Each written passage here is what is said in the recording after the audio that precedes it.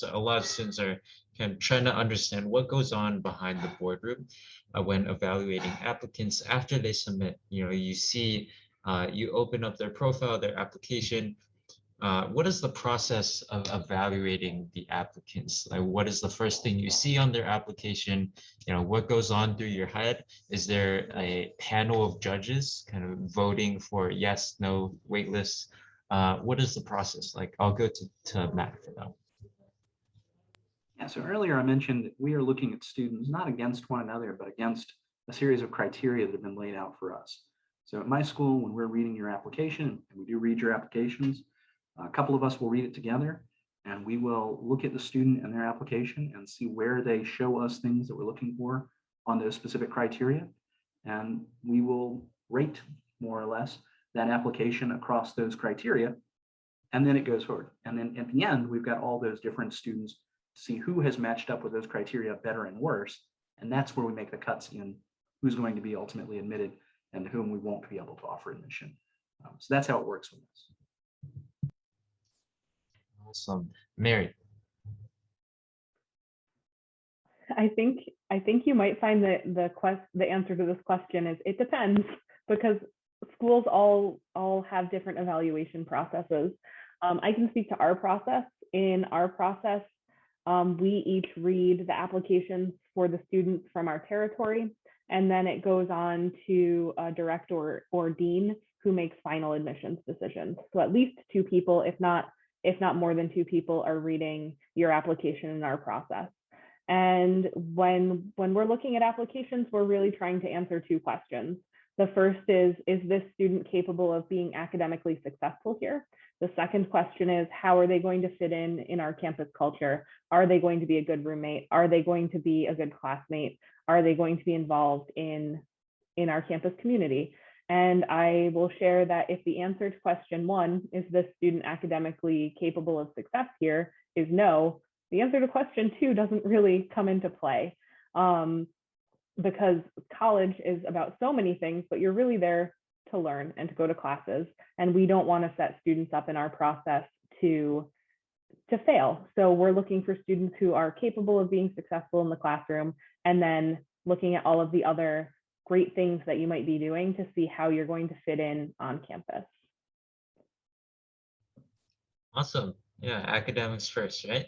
All right, next we'll go to Jua.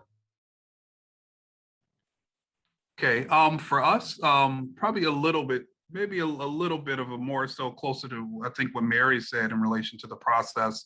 For us, we have, an application that we reread, we bring it up.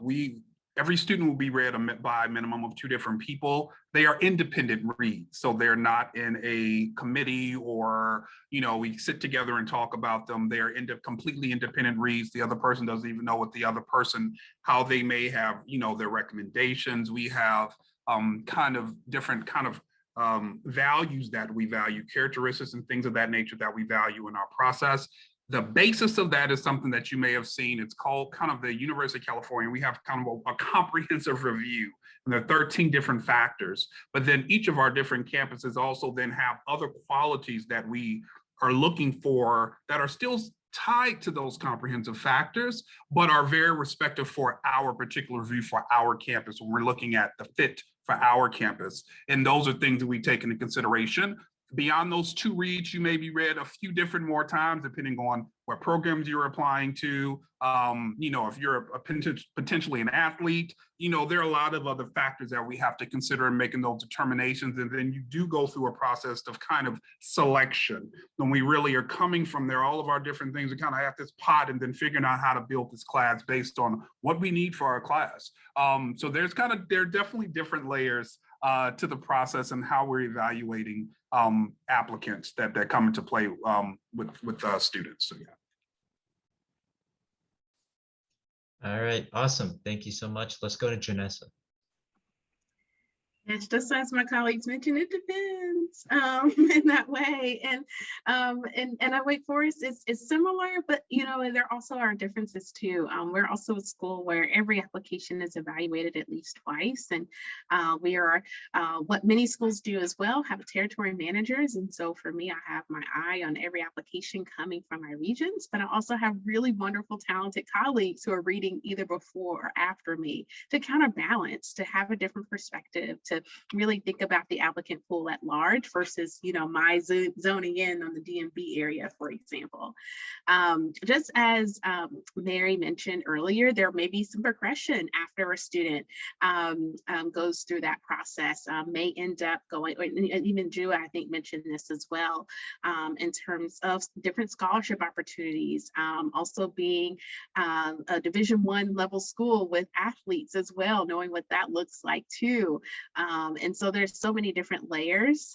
It is very much one that is, it's collaborative in our office more than anything.